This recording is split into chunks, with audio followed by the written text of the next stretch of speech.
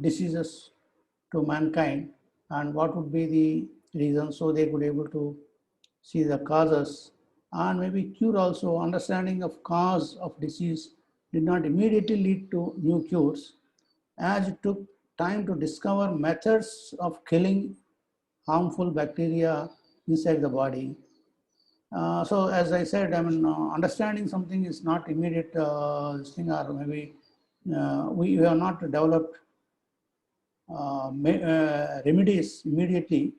All that what we have to try to work out different mechanisms how we can overcome the disease making either bacteria or maybe any other conditions.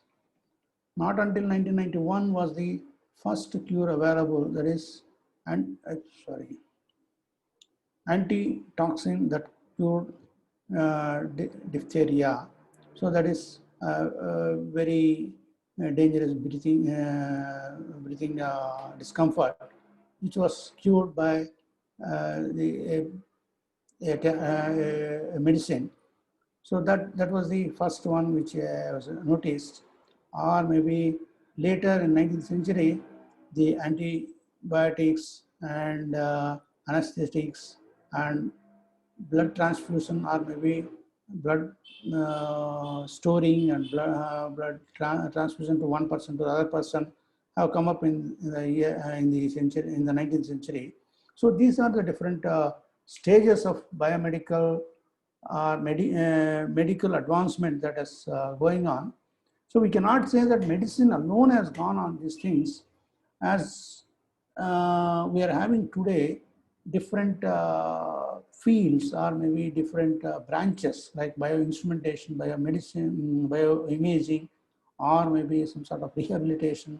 The different names are maybe different streams or verticals we could able to categorize the activity. But those days, there was no much difference, and everybody was trying to use their knowledge or their resources to come over the disease activity, the disease say healing process. So this was the situation until 19th century.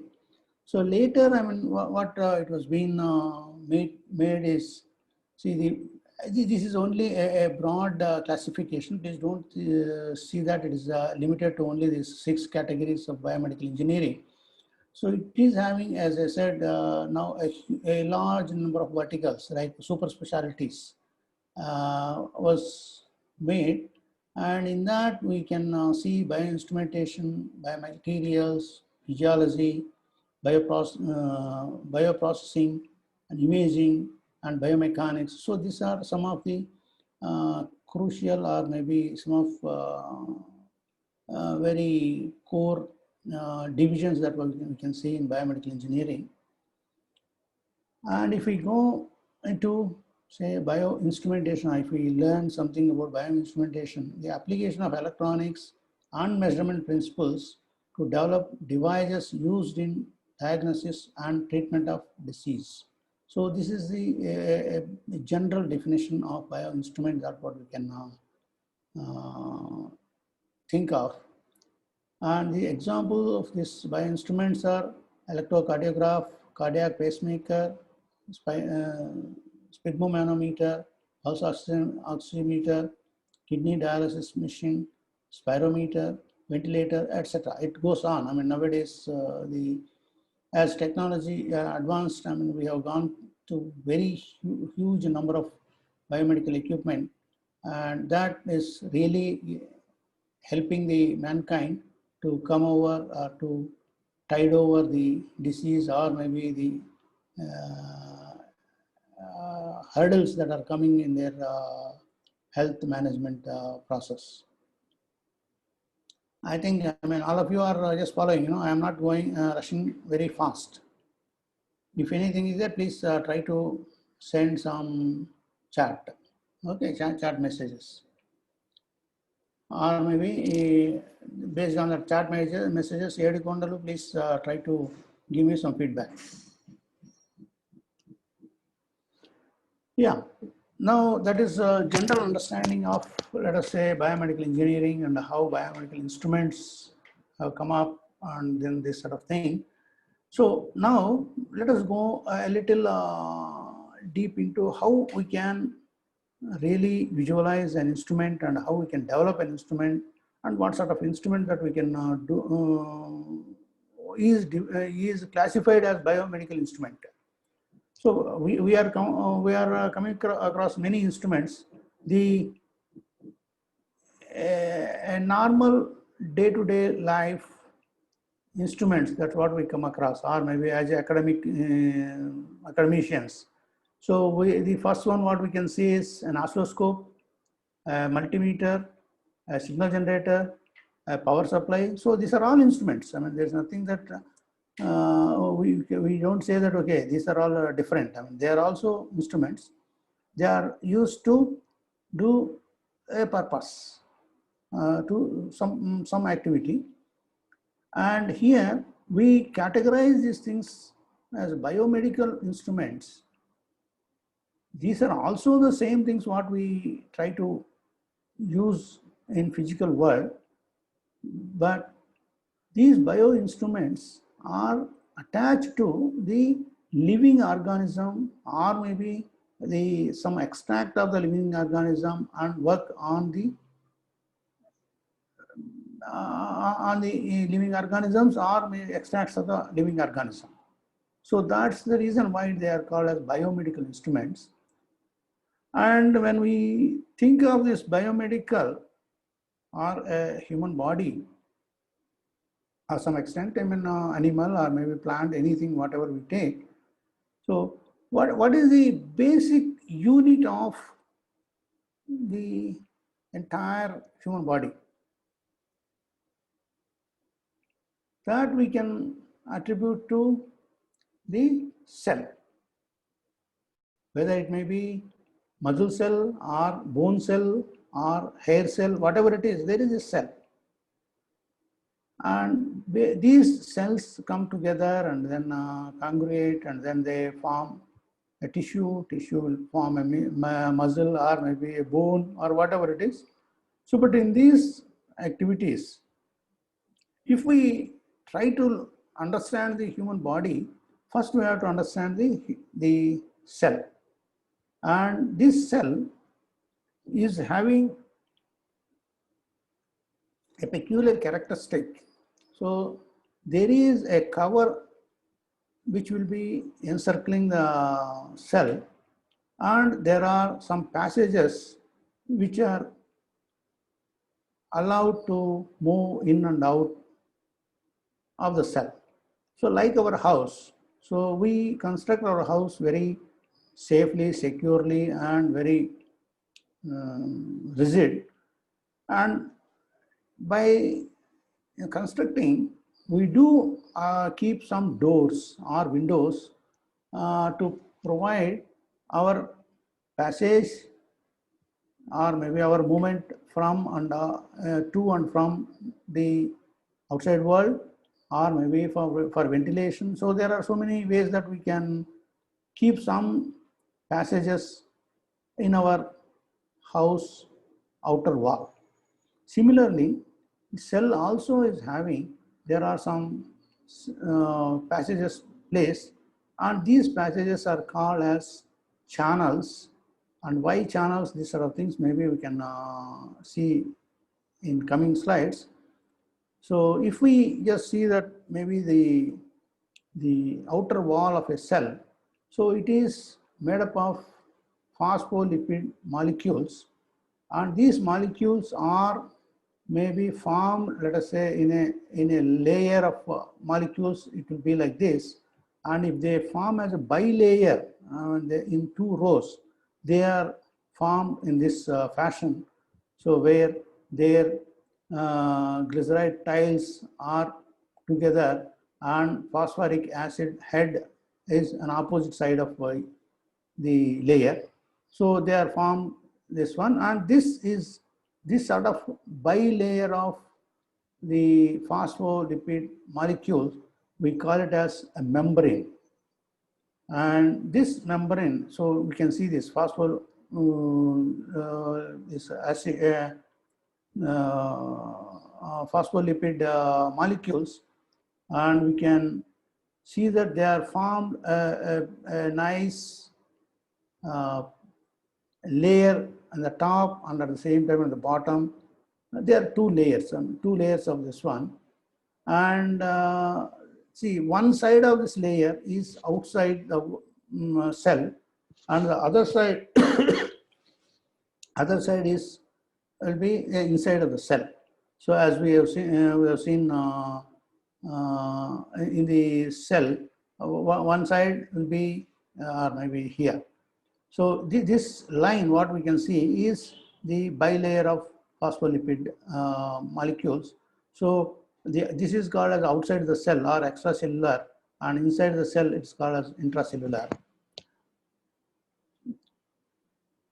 Okay, so in addition to this phospholipid cells, so there are some proteins which are going all through from outside to inside. So like this, outside to inside, and these form some sort of gap, a pore, or maybe a hole, a passage between outside to inside of the cell. So there will be proteins here, protein channel here, here, and here, and here. So they're all around the cell body or membrane structure. So there are this pores or maybe channels that are present. So these channels are having, maybe as we see here, what we say, these are the protein structures what we can see, and these are having some purpose. So they are like doors to our house. So they will allow here. So this door will allow only chloride ions. This door will allow only potassium ions. This will allow calcium ions. So something like that. The ion specific channels are present on the membrane of the cell. Okay, so that is the general structure of the cell what we can see. And in a cell, if we see when cell is in a resting condition, and if we see this is the extracellular side and this is the intracellular side, and this is the membrane. Now, if we see the concentration of these ions in the cell, maybe there are so much of material, or maybe cell structures are there, but apart for our interest, we try to concentrate on the ions. So there are potassium ions, sodium ions, chloride ions. These are the mainly contributing ions for the day-to-day activity of the cell or human body. So if we look at it, maybe intracellular potassium ions are around 400, whereas extracellular potassium ions are only 20. Whereas sodium ions, intracellular there are 50, and whereas extracellular it is 440. And chloride, intracellular there are 40 to 150, whereas extracellular there are 560. And charged proteins, I mean they are inside the cell, but there are no charged proteins outside the cell. So these are the typical cell cell structure. That's what we can discuss here. It doesn't mean that any cell, if we take in the body, this 400 is a constant one and 20 is a constant outside. This is not so. If we take an average or a statistical measure, that we see in resting state, the potassium ions are more inside the cell and sodium ions are more outside the cell. Similarly, chloride ions are more outside the cell. This is the state of a cell in resting condition. Okay, so when this cell is in resting condition, As I mentioned earlier, there are channels which will be allowing these ions to pass in and out across the membrane. So by changing this number of cells inside and outside, either potassium or sodium in a different way, so what will happen? I mean, when these cells are like the ions are in this fashion, and when we sum up the all ionic concentrations, then what is that we can notice? There will be some sort of uh, charge difference across the membrane that is noticed. So that maybe, yeah, role of ions. I mean, if we say the membrane potential is maintained by distribution of ions on either side of the cardiac cell membrane. So this is one of the cardiac cell they have taken. So major ions are sodium, calcium, potassium, and chloride. And resting state calcium ions are inside and sodium ions are outside more. And these are this is a sodium gate and this is a potassium gate. If we see they are just going, potassium is going out and sodium is coming in. So these gates, they will be opening and then they will try to facilitate these ions to move inside to out and outside to in. I mean, there is a lot of physiology. That's what is taking place in each cell, how these ions are moving. So that decides the health of our health of the cell, and in turn our body health. So that's what said one of the areas of my interest is physiological modeling.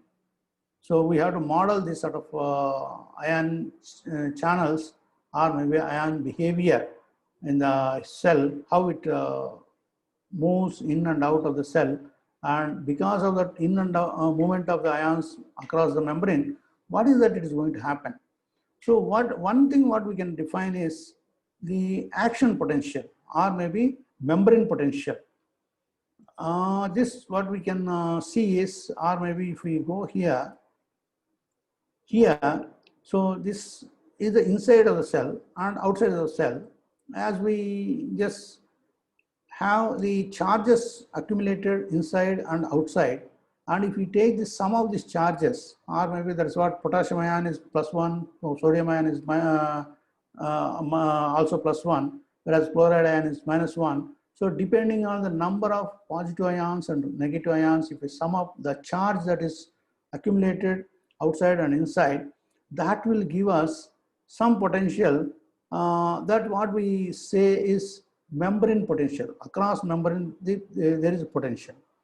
If we just see that, so if we say this is a 0 millivolts, and if we see this is -80 millivolts, in resting condition, cell will be of this stage. Cell in the sense, the outside cell and inside cell. Outside cell is taken as reference point, whereas inside cell is taken as the measuring point. So when we measure the inside the cell potential in the resting state with reference to the outside, it would be around -80 millivolts. It may vary -70, -90 or something like that, but let us not worry about the number. But definitely in resting state, all cells will have negativity in the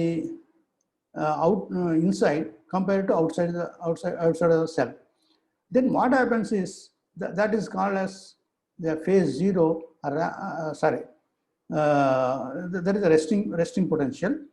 That is a phase 4, pacemaker potential or pacemaker. I mean, that is another terminology. That's what you come across.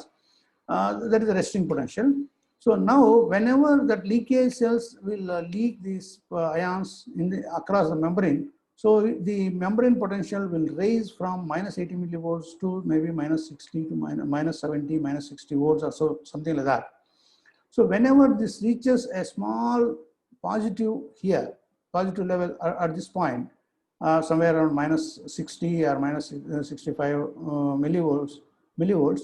So there is a rapid rush of sodium ions inside the cell, making the membrane potential, that is potential across the membrane, that is with reference to outside, the inside potential will go to positive state, which may go up to plus 20 millivolts or plus 40 millivolts or so in some cases. So this again depends on cell to cell and person to person, these sort of things. But this is definite. It will be in the negative condition, that will go up positive, and then it comes back after some time. I mean, all this may be, if it is a nerve cell or muscle cell, it is only just a matter of 1 millisecond or something like that. Whereas if it is a cardiac cell, it will have a plateau region like this, and this plateau region will sustain for some time, and it will slowly come down and then come to resting condition again to minus 80 millivolts. So this whole action, that is raising from minus 80 millivolts to plus 20 millivolts and coming back, and this entire operation, or maybe this waveform, we call it as the action potential of a cardiac cell, or maybe action potential of a cell. If it is a cardiac cell, it will be like this. If it is, as I said, muscular cell, it will be coming straight from here and then reaching the resting potential. So this is divided into different phases: phase 0, phase 1, phase 2, phase 3, phase 4. So that is, this is called as depolarization in textbook terminology, and this is called as repolarization, as sodium ions deactivated and outflow of potassium ions will start, so that negative potential is seen. And plateau region, because of calcium channels, they will be maintaining that particular level by entering calcium inside. And repolarization, calcium current inactivation, and so potassium ions outflow. So this is the repolarization, and again it will come back to resting potential. So these are different phases of action potentials. So of course, this is very, very crucial, and we have to understand how the electricity is getting generated in our body, or maybe is electricity getting generated in our body.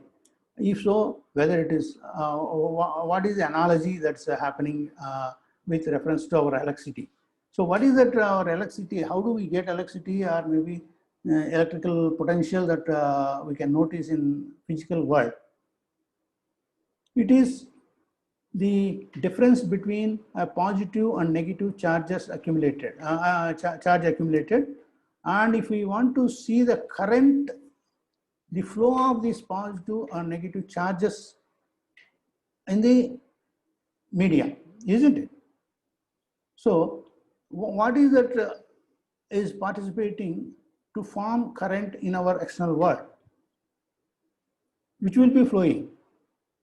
It will be mainly electrons. Electron will be flowing from negative terminal to positive terminal, which is connected externally with a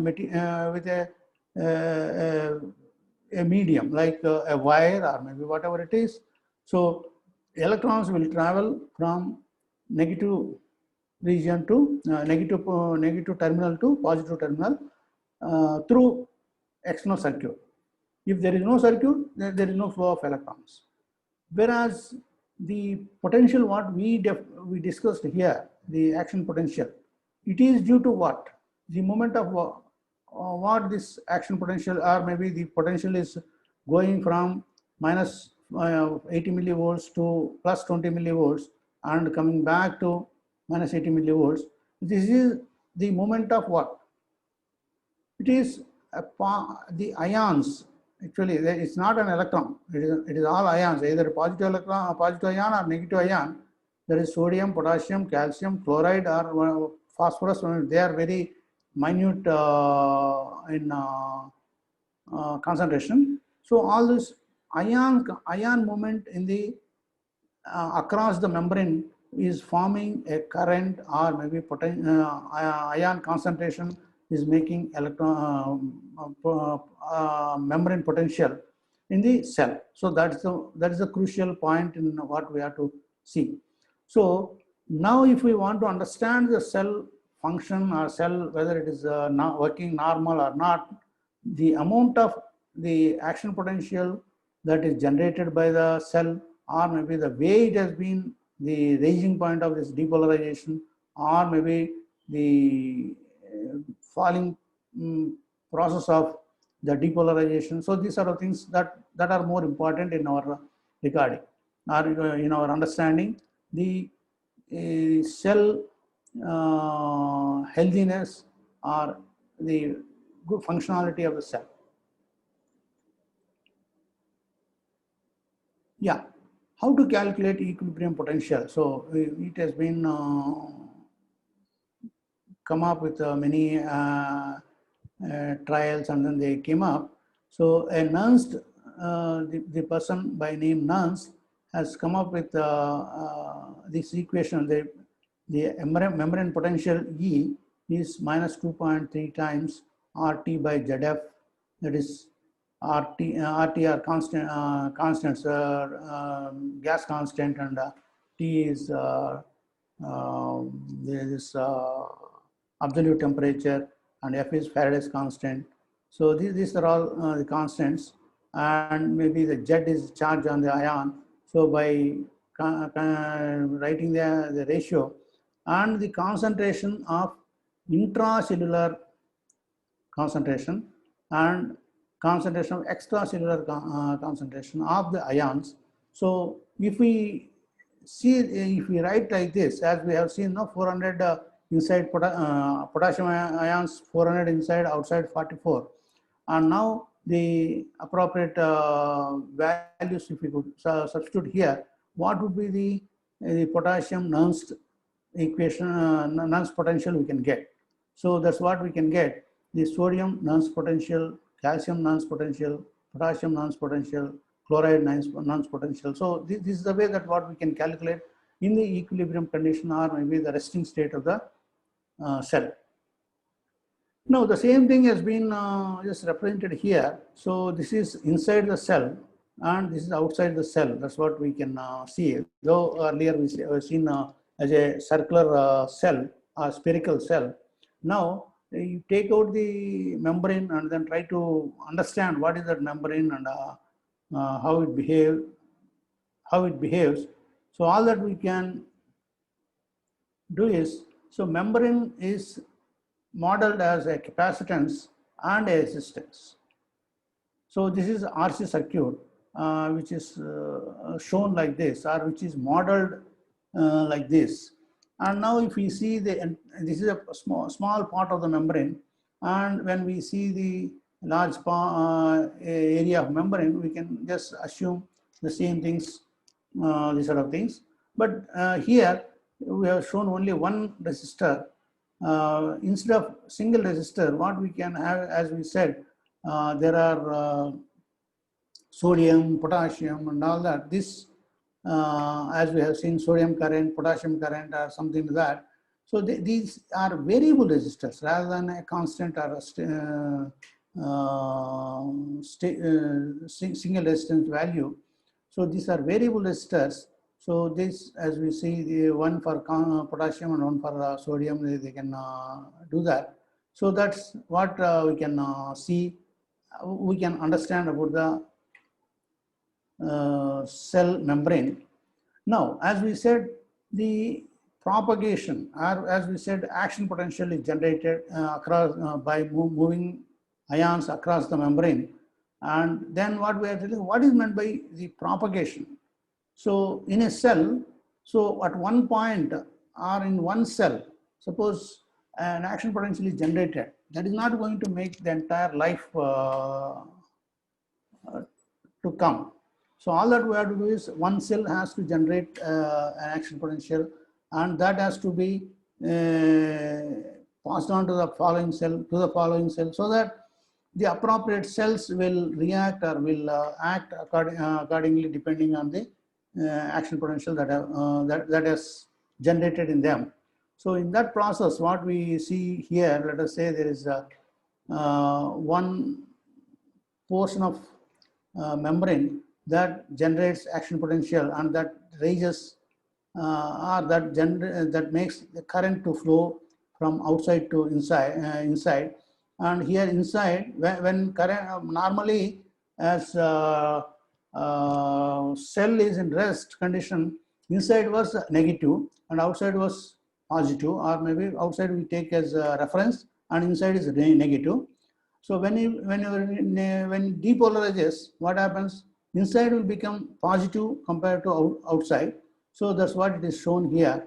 It has gone towards positive. So when this part of membrane becomes positive, and whereas this part on the right of it, I mean, maybe if you are able to see my slide, on the right side of this membrane, it is still in the positive, in the negative condition only. So whenever this is positive and this is negative, current will start flowing from the positive point to negative point within the cell.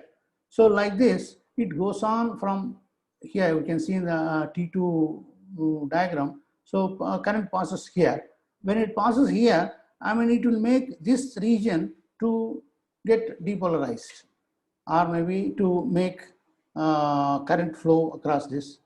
And by the time this goes into depolarization, probably this part is also negative. So it may even go in this direction also. So something like that. So there is a depolarization, repolarization activity that will be spreading all over the membrane, and the whole cell will become depolarized at some instant. All this is happening within a fraction of a second. This is within 20 to 30 or 50 to milliseconds, depending on the cell. So this is the way that action potential, or maybe the electrical potential, is generated in the cell in the human body, and which is the in the cell, which is the fundamental component of the human body. And now, how to understand, how to measure this particular one, that is actually our issue. So why I spend more time on that is because we are not very familiar with biology, and then the way that electricity is being generated in body. So I try to spend some time on that. So now, having understood that, now why how to record that? How to record in a sense, so what we have to use is electrodes. So how do we measure a potential difference in a circuit, in an electrical circuit?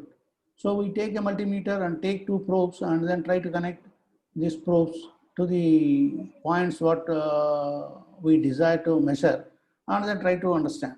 Now it is happening inside the body. So now what we have to do is we have to depend on some probes or measuring probes.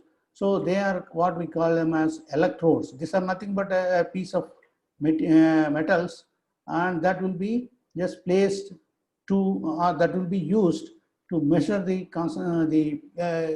current flow that is happening in the body.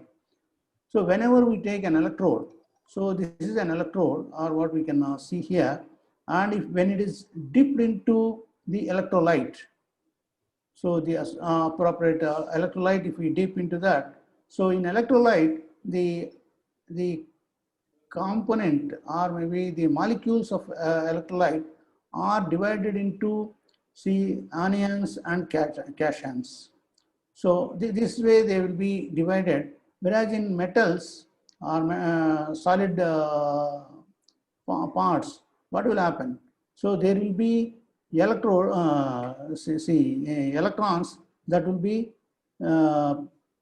concentrated on the surface of the metal. So here these electrons will meet the cations and they will get neutralized here, and there will be more electrons inside the material or metal, whereas more anions inside the electrolyte. So now this concentration, suppose this depends on how much anions or cations are present inside the or maybe on the other side of the electrode, that determine the amount of electrons that will be present in the metal. So this is the process what is being used to measure the biological potentials. If this what we call it as biopotentials, maybe metal electrolyte interface results in an electric dipole layer. So there is a dipole layer here. One side, one side of the electrode will be, let us say, negative, and the other side it is a positive. So this is called as dipole. And then this changes. This is called as half shell. Maybe it is one side, one part of the measurement. There is another half shell required in the other side, so that when both these cells are brought together, then we'll be able to see the current flow. So that's what we use these electrodes. Maybe you can just go through these things a little detailed way in other books. Then here, what are the type of good electrodes? What we say is low impedance, low signal distortion, high stability, and biocompatibility. So these are some of the qualities of electrodes what we have to see. So now what we can see is, instead of this, even I can show here. So this is the electrode, which is what we are trying to say is a metallic piece. That's what we are placing. And this is a wire externally connected to our circuit. Whereas in between this, this is epidermis and dermis and subcutaneous layer of the body. This is the electrode and this is the skin of our body. So in between there is a gel which is provided. This gel acts as electrolyte, as we said earlier. So in our body, what we are having is we are having the ions, and these ions has to interact with electrode, and they have to produce some current. So directly they may not be able to interact because our skin is very dry, and then it is very not very good conductive. So for that, what we try to do is we apply some gel, and that gel will be such that it should match the impedance of electrode as well as the skin, and it will be able to take this surface, the skin ions very easily, and then they will be interacting with the electrode. So this is the one. And if we see the electrode circuit, the electrode electrical circuit, if we just go here, as we have seen, this is half shell potential, and this is the CD is capacitance of electrode electrolyte interface, and RD is resistance of electrode electrolyte interface, and resistance due to interface effects and resistance in the electrolyte, and half shell potential. So this is what we can in a bulk we can represent here. And whereas here we can see here the same thing, but not only electrode, but here gel. This is the resistance what we are seeing, and between epidermis and the dermis. So how what are the resistance and capacitances come? So this is the entire electrical equivalent circuit of measurement of biosignals that will be happening. And if we see this, so the frequency of this or frequency response of this electrodes, or if we see that the frequency at low frequency, the impedance magnitude will be very high. As it goes, as frequency goes little, maybe as we say 1K or 5K, 10K, 50K. So the impedance is reduced in the electrode equivalent circuit, or maybe electrode circuitry.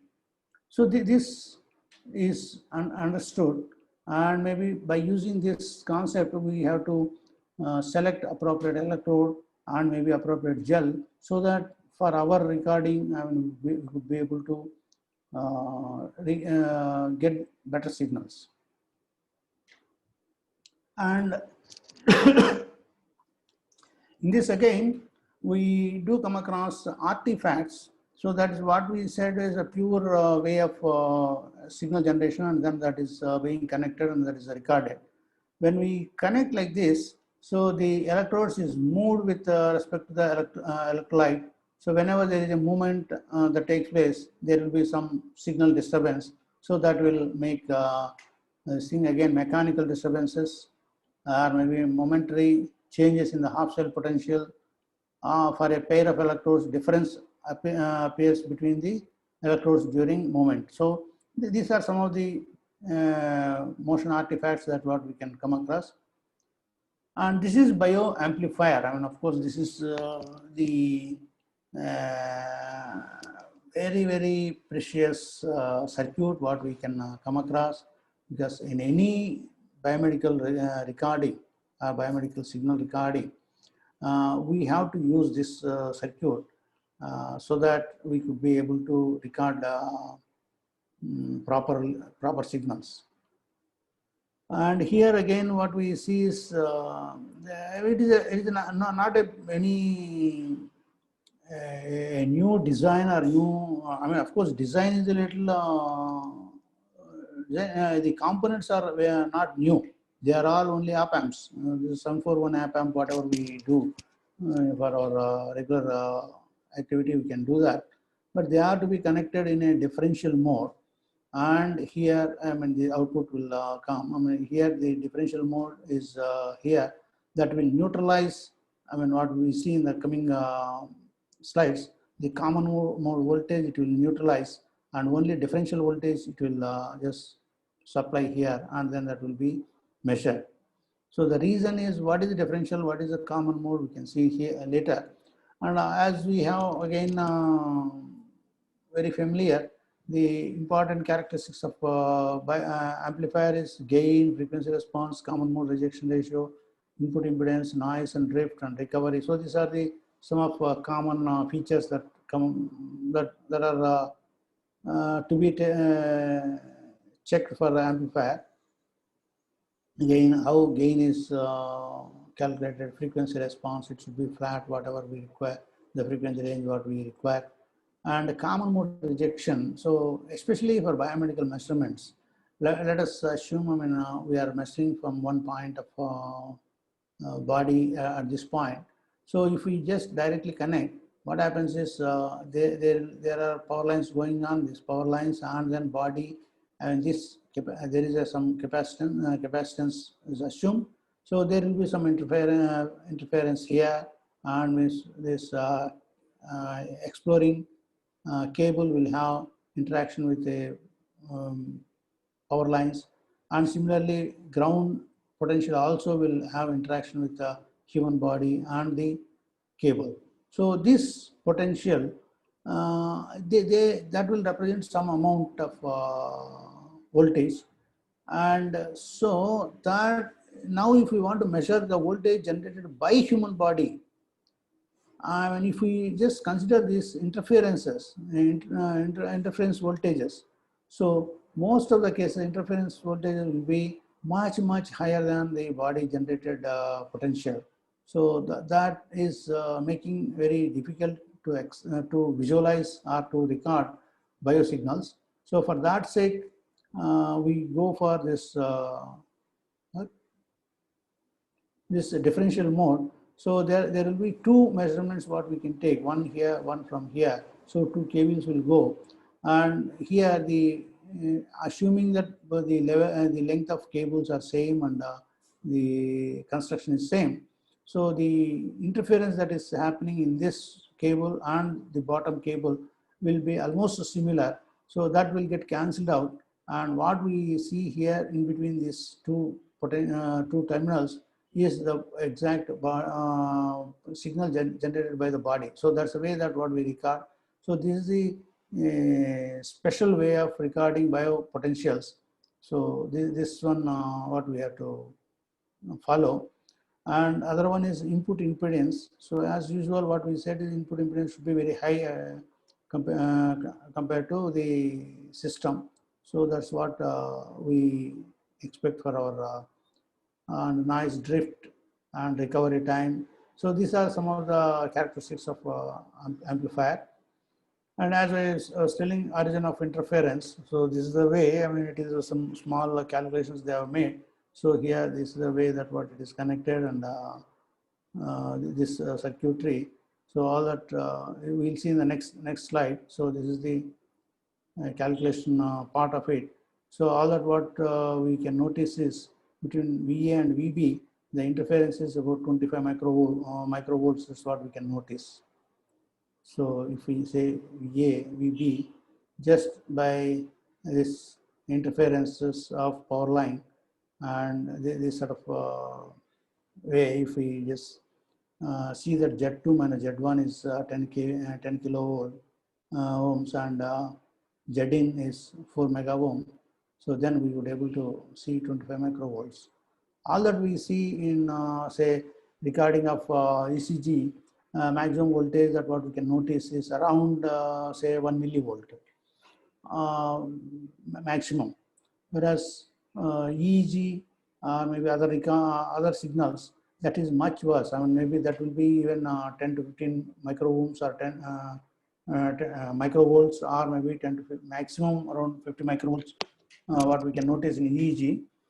So that is what that would sometimes the interference voltage will be higher than the body or maybe the required biological signal. So that makes us difficult. So for that reason, we have to design this circuitry in a very careful way so that nowhere this sort of power line interference or external device interference is coming into the recording process. So again, it is interference currents in the measurements cable. So how, even if we take cables, I mean, how it comes like, it is calculated. And maybe the magnetically induced interference. So whenever there is a magnetic field going like this, and then when the wires are cutting across, then how the, so for that what we can do is twisting the cables. So something, these are some of the methods that we have to apply to record a good biological signals. And maybe, as we say, common mode rejection ratio. So what should be the common mode rejection ratio? It should be very high, so that any common interference that what has happened, that should be just nullified. And the other one is electrical safety. So as we said, if we are connecting this circuit to the body, so what we have to see is what would be the amount of current that will be flowing through the circuit or flowing through the body in the circuit. So that is more important. So if it is, let us say 1 to 10 milliamps, then it is called a threshold of perception. And maybe if it is somewhere about 100 milliamps, say let go current, and maybe respiratory paralysis or fatigue pain will happen from this let go current on level, that is a 10 milliamps onwards. And ventricular fibrillation will take place if it is around the same portion, and sustained myocardial contraction or brain injury. So burns or injury, these sort of things may happen because of high current passing through the body. So that we have to take care. So that is the main say constraint on any biomedical instrument, whatever we just designed. So here the electrical safety, how we have to ground the, so open grounds of whether power supply and load, this is more dangerous. This is also dangerous. So finally, we have to connect in this fashion. So here in the electrical currents that passes from, let us say, one part of the body to the other part. So, and this is the ground loop completed. So it is called as macro shock because it is passing through the most of the organs of the body.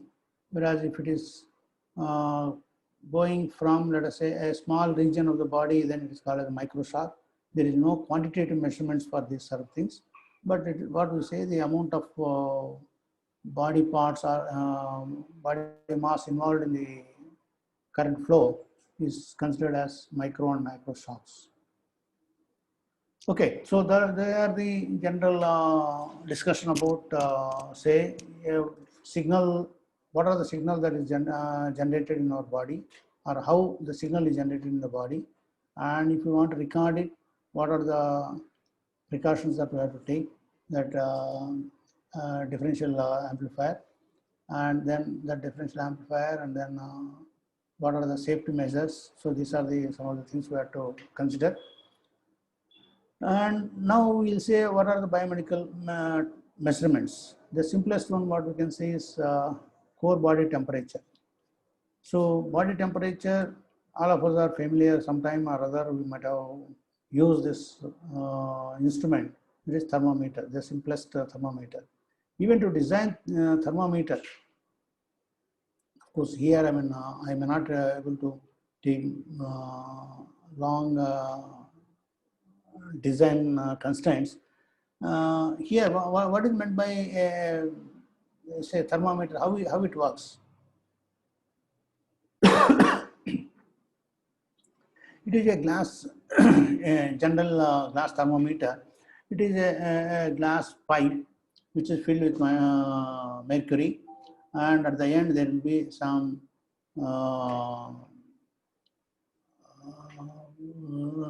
at the end there is a metallic bulb, where this metallic bulb will be coming in contact with the body temperature measurement site, and as the temperature increases, the mercury inside the bulb will expand, and depending on the length of the expansion, we can say the temperature that is present on the bulb. So this is the entire understanding of our physical process that we can think of measuring the temperature. So all that what we have to do is we have to see our body is under it is having some temperature. Now we have to bring some instrument or some material in contact with our body, and there is a heat exchange process taking place between the material and the body, and when heat gets exchanged, and there will be due to physical law, that is as temperature of any material increases, it will try to expand. Based on the expansion, we can determine the amount of heat, that is amount of temperature that is present at the other end of the material, or the temperature that is heating the material. So this is the process. So the same process is done in say a glass thermometer, or maybe here some sort of a strip where the color of the strip will vary depending on the temperature, or maybe digital digital thermometers or electronic thermometers. What it will give the digital numbers proportional to the temperature that is being identified, that is being supplied to the bulb of the thermometer. So this is the way that what we can do a thermometer. Of course, this we don't have to spend this much because this every day we can we use. But only a problem I want to draw here is, so we are trying to take the body parameter, that is the temperature, and try to interact with the outside material or electrode, whatever we call, and depending on the physics or maybe physical principle, whenever temperature is provided to any object will expand. So this expansion is proportional to the temperature. So this is either it is biomedical or maybe in nature, it is the same. So this we are trying to make use of measuring the body temperature. So what is the difference between outside and inside? So when selecting an instrument or thermometer to measure body temperature, so body temperature can go maximum to about 105 degrees Fahrenheit, or maybe 110 is the ultimate. I mean, after that, I mean, we cannot expect life in the human cells. And maybe the lowest it can go up to, say, 95 or less than 95, around 92 or something like that. So the range, that's what we require, is 92 to about 110, not more than that. And so to measure this small range of temperatures, so we have to see appropriate material which is suitable for our. That is the technique what we have to see. That is the principle we have to use in any design of by any biomedical instrument design. So that's what we can see, either strip or maybe electronic displays what we can see. So this is the mechanism what we are using. Or the other very common measurement is blood pressure measurement. Just hold on, I'll just come back. Bharati here. I'm in a meeting. Please, yeah. Tell me. Yeah, fine. I'm in a meeting now. Tell me. Yeah, I'm attending.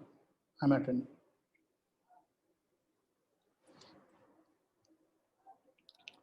Sorry for disturbance. So the other parameter what we measure is BP. So this BP measurement. Hello, are you able to? Am I audible?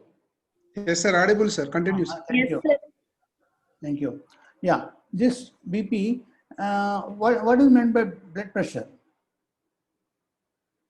I mean, there is some in our body we do have a heart, and heart is connected with arteries, and arteries will go to the different parts of the body, and there it will supply oxygen to cells and take the carbon dioxide that is generated in that place, and they will come back and they will exchange this oxygen in the lungs, and this is the process. So they have the blood pressure measurement. So we have blood has to start from heart, and again it has to return to the heart. So in this loop, what is that we expect?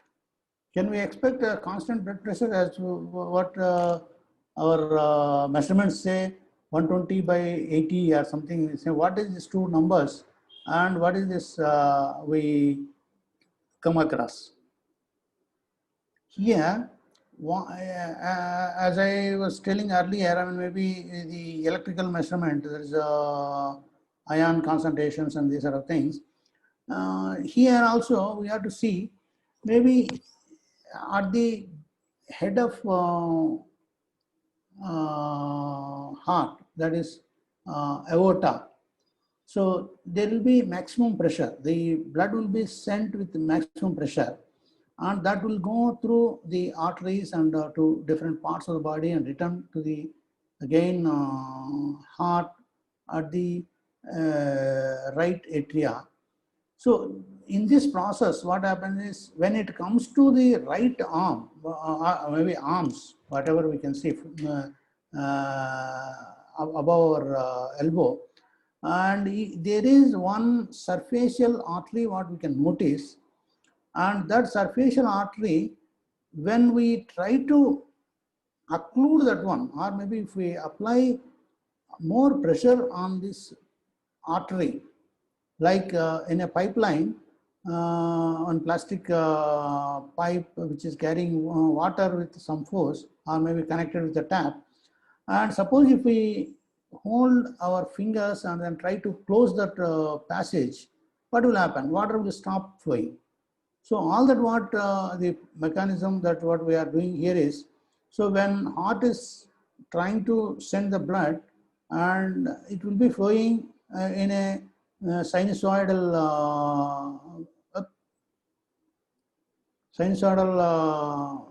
manner. That is, or what we can say, the pressure inside the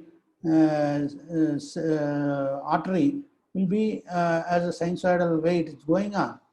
But what we are trying is, we are applying an external pressure with the help of this cuff, such that, so that cuff pressure is more than this artery pressure. When the cuff pressure is more, then there won't be any flow of blood that will be taking place. And slowly, if we try to reduce it, whenever we reduce, whenever we come and when we reach the internal pressure and external pressure are equal, so it will be like this. As external pressure is reduced, so there will be some small amount of blood that will be going through, like water will be jetting through the small opening if we reduce the force. As we go on reducing the pressure, so it will, the amount of blood that will be going, that's what we can see, that black peaks. So blood will be going at this point, it is coming in normal blood pressure has resumed. So now what we try to do is, if we measure in any person, if we increase the pressure or occlude the artery with high pressure and try to reduce the occluding pressure, then the amount of blood that would be jetting through that particular small opening will be happening. So this jetting activity will produce some sort of sounds. That's what doctor will be hearing with the help of stethoscope. So when there is jetting process, then it will be, some sound will be coming. When it comes to normal, or maybe it is normal pressure, outside pressure is lesser than, let us say, the internal artery pressure. So here, there won't be any sounds that we can hear. So that's the point what we can notice. So in a healthy human being, if we try to make this sort of measurement, so whenever we completely occlude, then that pressure should be around 120 mmHg. So here what this sphygmomanometer is having, here there will be a bulb of mercury. So that is connected to a vertical tube, and in this tube, the pressure, whatever that we can exert here, that is a pressure, tube size and diameter and all those things are pre-calculated and these are things. So this, if we apply 120 mm of Hg pressure, so we will be completely occluding the artery on our forearm. And if we slowly reducing, so there will be some noise, or what they call as carrot cuff noise. So that is being heard. So when this comes to the base level of this thing, or maybe the lowest arterial pressure variation, if we reach, then there won't be any sound that is heard, because there is no jetting. It is flowing as it is. I mean, normal sinusoidal way it is going on. So then we don't hear. So this is called as diastolic pressure. So the two numbers what we notice is 120 by 80. So that is systolic pressure is 120 and diastolic pressure is 180. No, sorry, diastolic pressure is 80. So 120 by 80, these are the two pressures that what we see a BP measurement. So this is not true that, okay, the entire body blood pressure is 120 by 80. It is only at the arm above or elbow, and if we try to occlude that artery with 120 pressure, and that will completely stop, and as we keep on reducing at 80, it will resume its normal activity. So if this is happening, then we can say the temperature, the pressure of that particular person is normal. So this is the way that what we can try to understand. So how to build this one and these sort of things are again we may have to just refer the designing and this process. This is the one method of one of the parameters that what we can come across in measurements. Or maybe the blood, there we have seen pressure, but pressure doesn't give us any flow, because what is required for flow measurement in addition to pressure? The flow is defined as amount of blood that will be passing through the artery. So if we find this, if this is the artery, or maybe this is a tube, what is carrying the liquid, and if we want to find out the flow of this one, then we have to find out the cross section of the tube, and at the same time the velocity of the liquid. So then we will get as flow. So then to find out this flow of blood in the artery, then the method that is used is a Faraday's law of electromagnetic induction. So whenever there is a conducting fluid that's passing through the pipe, and when we make this magnetic field and maybe the electric field in these directions, and the velocity of this fluid is proportional to, or maybe the we can say proportional to the electric and magnetic field that is related in this way. So this electrical voltage that is developed at these 2 points is equal to V magnetic flux in, density. L is the path length. So from this path to this across the tube, or maybe the diameter of the tube, and blood velocity. So they are related in this fashion. So using this phenomena, this is actually this electrical engineering phenomena. It is nothing to do with any biomedical.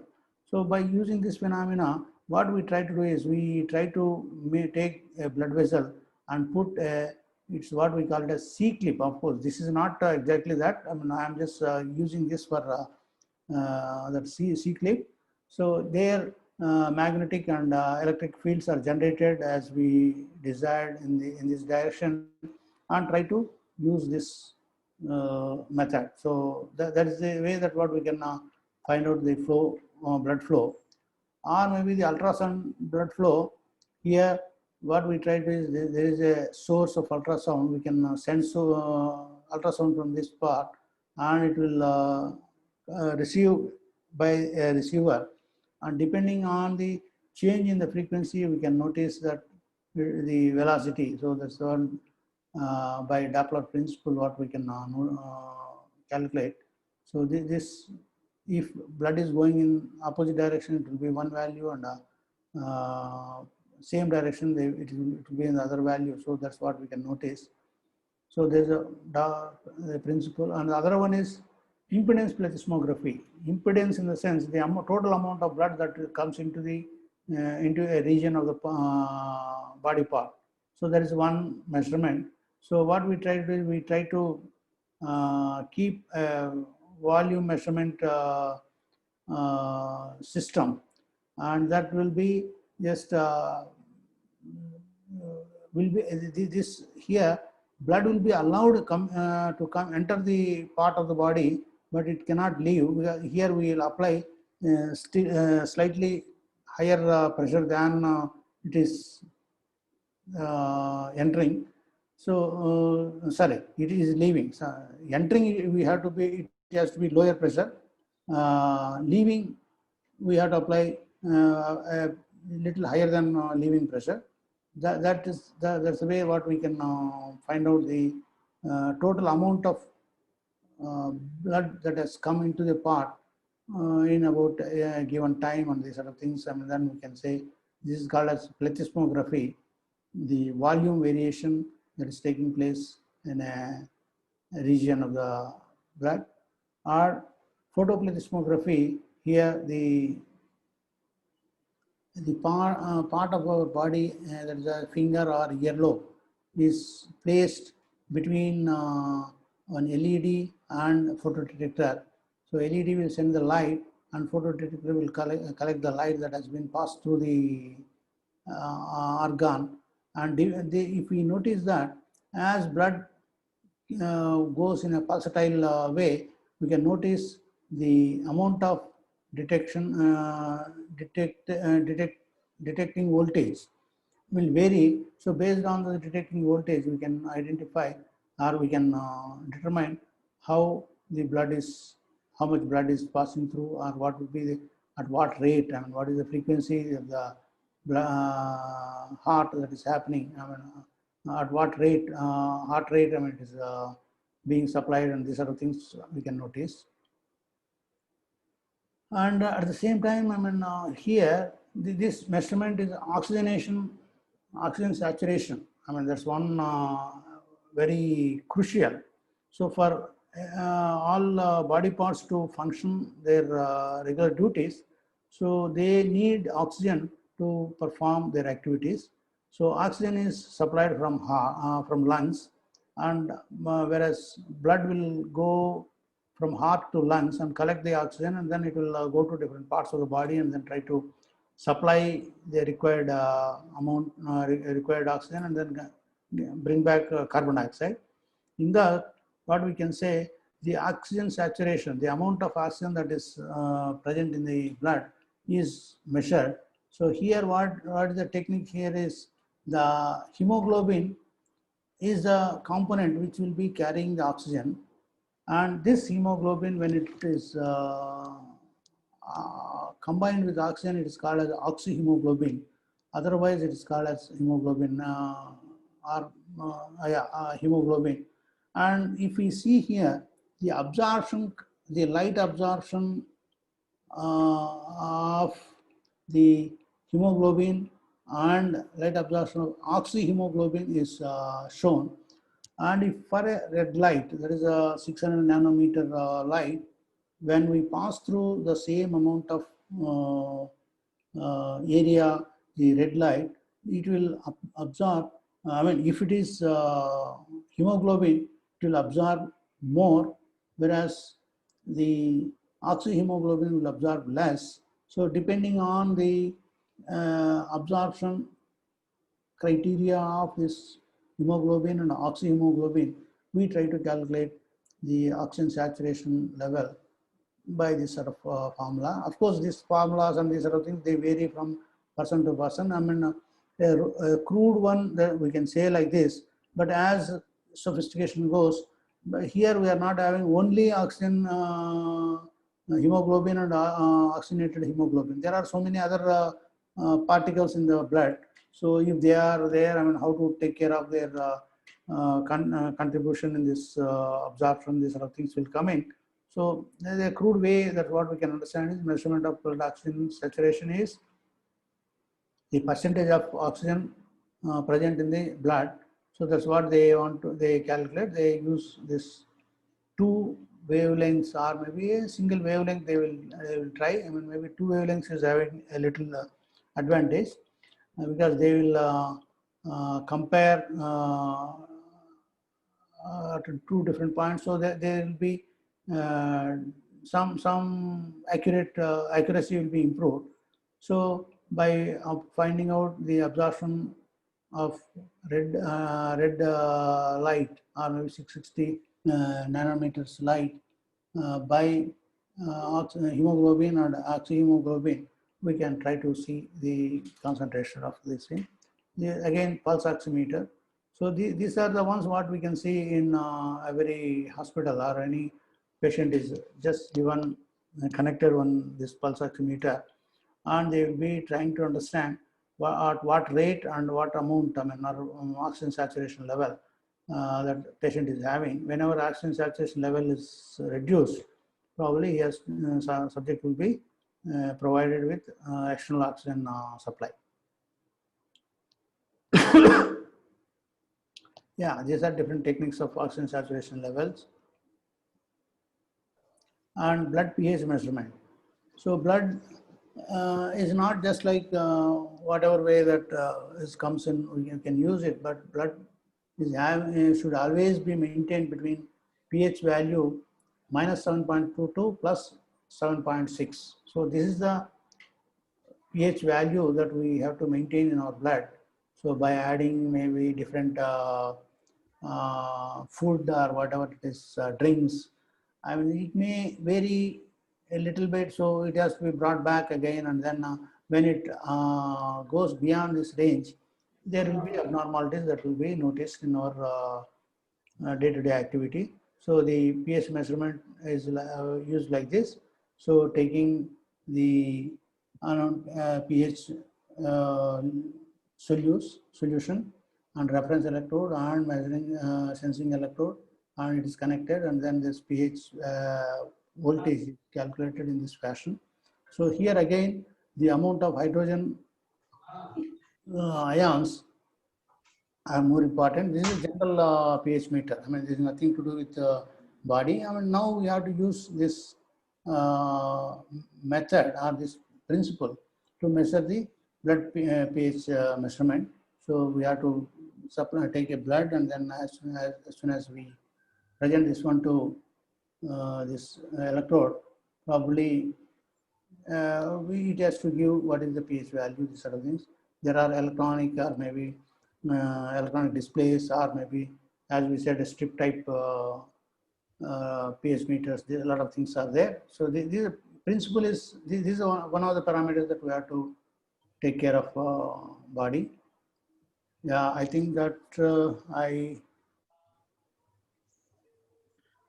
I think we have covered maybe general instrumentation, or maybe what are the parameters and what are the things. Maybe we can discuss something in the afternoon, some of the major systems and how we can do this thing, how we can measure these parameters and how they function. Yes, sir.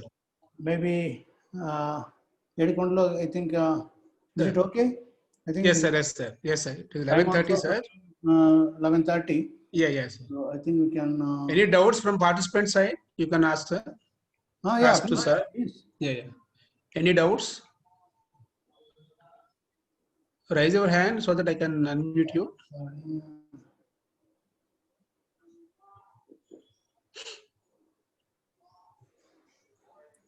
Yeah, any charts? I mean, anybody has sent Yeah. any?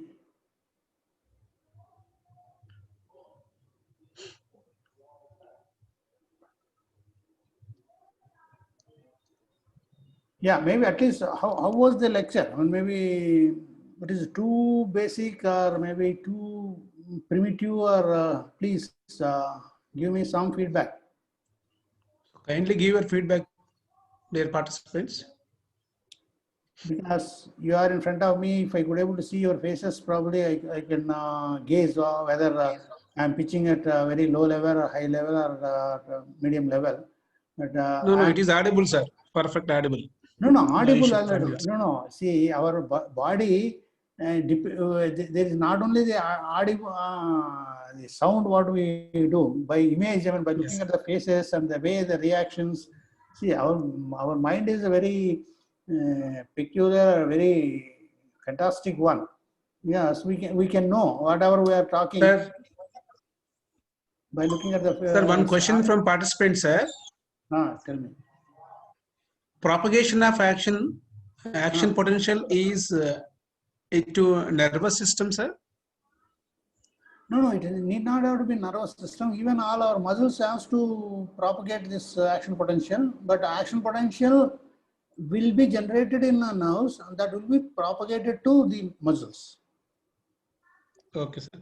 All actions what we perform is the resultant of the action potentials that are generated in nerves and propagated to a particular muscle cells. Yes, sir. And one more question, sir.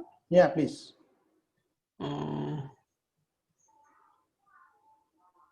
Okay.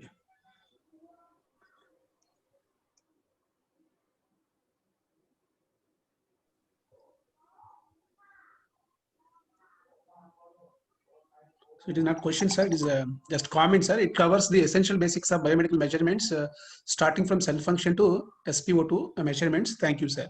This is comment, sir. It's Thank feedback, you. sir. Thank you for giving it. Yeah.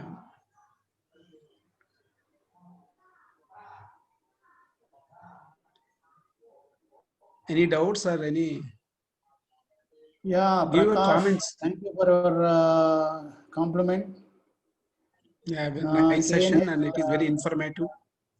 Srinivas, Yes, sir. yeah, good. Anyway, please don't hesitate. I mean, I see this is the situation we have to improve our communication or maybe our way of interaction, whether we are doing correct or not. Because this really, it is like my screen only is my reflector, whatever I am talking. Unless I see a face, I mean, probably I cannot gauge whether I am trying. And moreover, we don't know. I mean, in fact, I don't know. There are 60 participants. What is the Yes, sir. background of participants? Whether they are really EC people or maybe biomedical, they have some understanding. Within, Mixed, sir. Mixed. Both, that's sir. Both EC and biomedical, sir.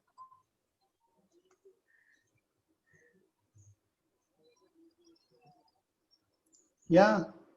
Maybe we'll meet at 2 o'clock if not much doubts. Yes, sir. Otherwise, please raise. I mean, yeah, you can see. Yes, sir. Thank you, sir. Thank you very much for your presentation, sir. We will meet at 2 o'clock, sir. Yeah, please, 2 o'clock. We'll just get back. Yes, sir. Yes, sir. Thank you, sir. Thank you. Thank you all. 2 o'clock the session will start. So sir will continue the session. Thank you all. Yes, sir. Thank you, sir. Yeah, thank you. Yes, sir.